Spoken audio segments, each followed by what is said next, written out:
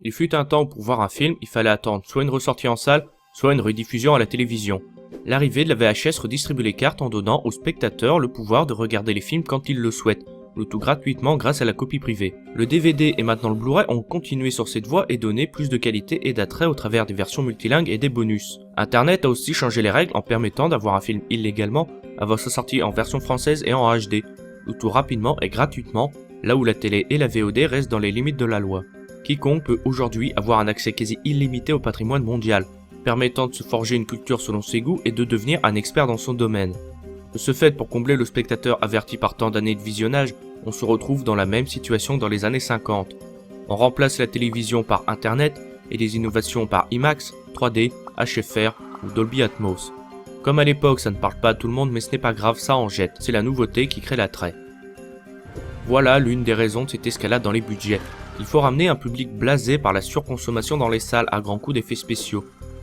Et comme ces derniers sont vraiment au point depuis le milieu des années 2000, l'argument ne fait mouche qu'avec du spectaculaire. Ce qui était extra en 2011 avec Transformers 3, l'était déjà un peu moins avec Battleship l'année suivante. En 2013, 4 blockbusters ont réussi à détruire des villes.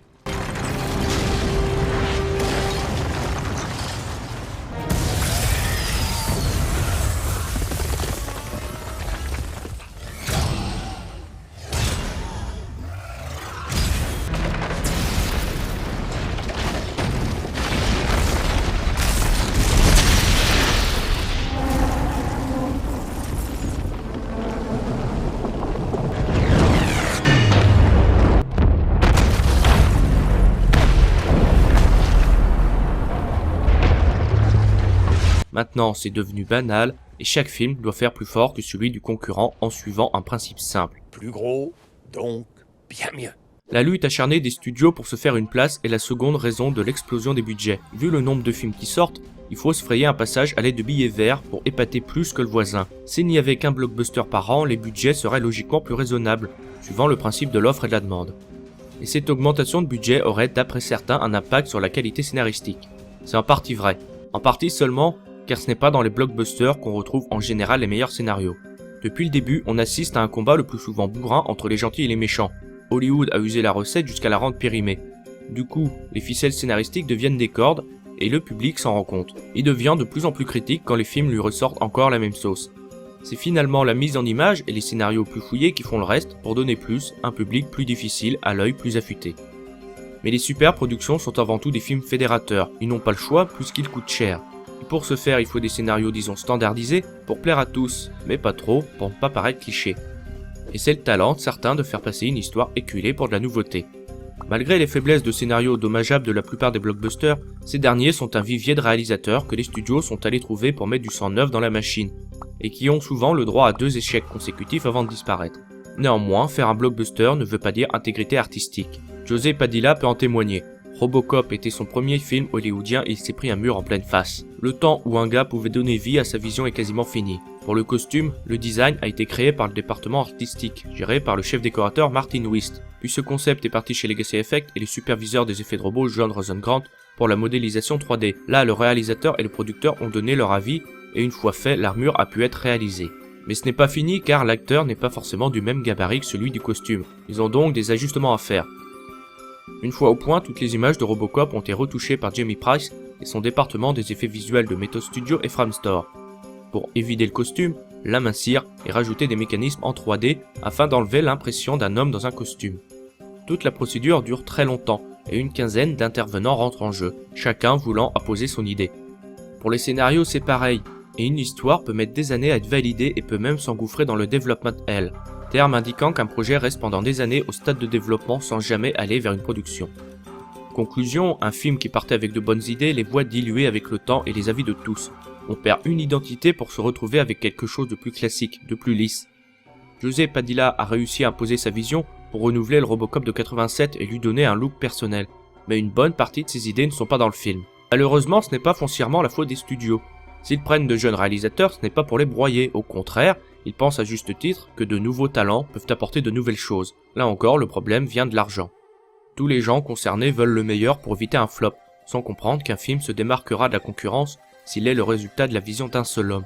Cet homme doit disposer d'assez de poids pour imposer cette vision, et ce n'est généralement pas le cas des petits nouveaux, à moins d'être chaperonné comme Neil Blomkamp l'a été par Peter Jackson. Rupert Sanders en a eu sur Blanche-Neige et le Chasseur, et Joe Johnson pas du tout sur Wolfman malgré son CV. Heureusement, il y a une sorte de contrat tacite entre Hollywood et ses réalisateurs. Tu nous fais un bon blockbuster et tu as carte blanche pour ton prochain film. C'est comme ça que Christopher Nolan a pu faire Inception après The Dark Knight.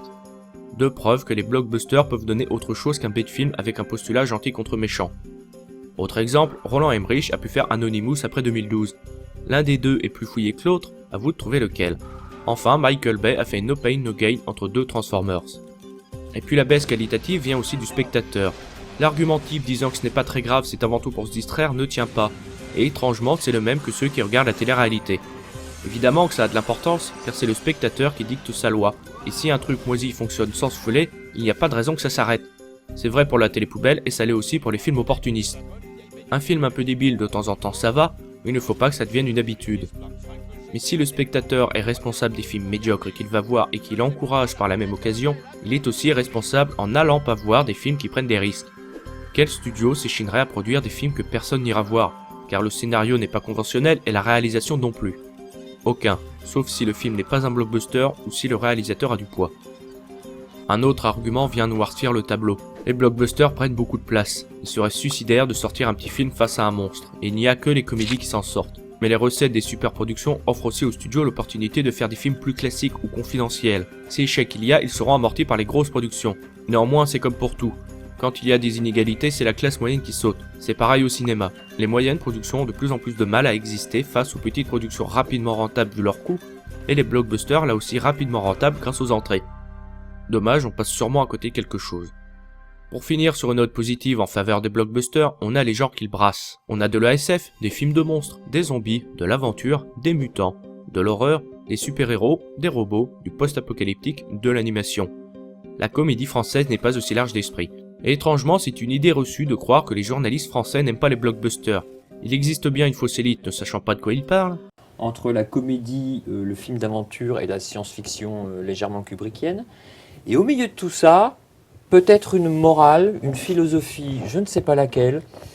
Aimons notre prochain, garantissons la liberté d'expression. Où est-ce que j'ai mis ma brosse à dents? C'est pas très clair, franchement, ouais. Très franchement, j'hésite encore. Bon, au moins le jeu d'acteurs. C'est toujours les mêmes acteurs qui reviennent dans ces différentes époques. C'est un peu aussi le problème du film, c'est qu'on a plusieurs acteurs, Tom Hanks, Ali Berry, Guy Pearce qui reviennent dans plusieurs rôles. Moi par exemple Tom Hanks qui joue un médecin à un moment, moi je ne l'ai pas reconnu, j'ai mis 10 minutes à le reconnaître.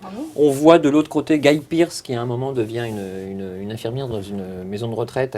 C'est Mrs. Doubtfire, voilà, il faut quand même... Et le film est comme ça, une espèce d'assemblage de scènes où moi je n'ai rien compris. C'est fumeux, c'est philosophico-merdeux, ça n'a plus rien d'intéressant et c'est un espèce de délire, voilà. On ne comprend plus, on n'a plus vraiment envie de comprendre, ça dure encore 3 heures quand même. Et puis voilà, arrêtons la purge, quoi, arrêtons la purge. Cet homme qui dit des âneries par paquet de 12 n'est pas n'importe qui. C'est Fabrice Leclerc, le rédacteur en chef de Studio Ciné Live. Comme quoi on peut être à la fois critique et ne rien dire d'intéressant. Mais il s'agit ici de médias généralistes, qui sont rarement pour la nouveauté. Et la majorité des critiques spécialisés font bien leur boulot, et sont plutôt objectifs. Et si c'est mauvais, c'est mauvais. Il faut juste trier parmi les grosses bêtises qu'ils racontent pour en tirer quelque chose d'exploitable, et ne pas se focaliser sur les critiques qui nous arrangent, en rejetant les négatifs qui nous dérangent. Ce n'est pas comme ça qu'on se forge une culture cinématographique, mais plus en assimilant et recrachant de façon personnelle ce que les autres ont à dire, le tout mêlé à notre propre avis. En conclusion, disons que les superproductions vont dans le mur si le système ne change pas, exactement comme il y a un demi-siècle. Ce ne sera pas pour tout de suite, mais la mutation est inévitable au train où vont les choses. Et les films devraient être plus personnels pour se démarquer et avoir une vraie présence. Enfin, il est aussi dommageable que les superproductions occultent les productions plus modestes, malgré l'opportunité offerte aux studios de faire plus de films au budget moyen. Par contre, dire que les blockbusters sont le mal incarné du cinéma est mal analyser tout ce qu'ils ont apporté à la culture populaire, avec des films mythiques et les réalisateurs et acteurs qui en sont sortis. Ce serait bien dommage de renier cette part du cinéma pour dire que tout ça n'est qu'au final qu'une question d'argent. Tout est question d'argent, puisque personne ne fait un film pour en perdre, surtout dans cette industrie-là. D'autant que les blockbusters sont en grande partie responsables des bons chiffres du cinéma.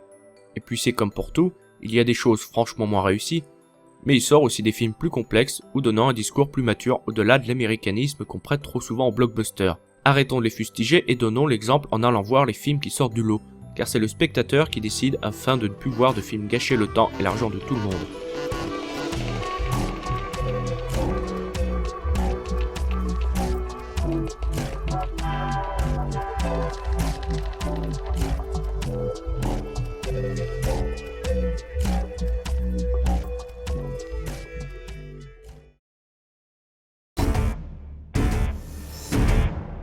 Independence Day est l'archétype du blockbuster pas très fut-fut. Pourtant, la production a voulu éviter d'utiliser au maximum les images de synthèse.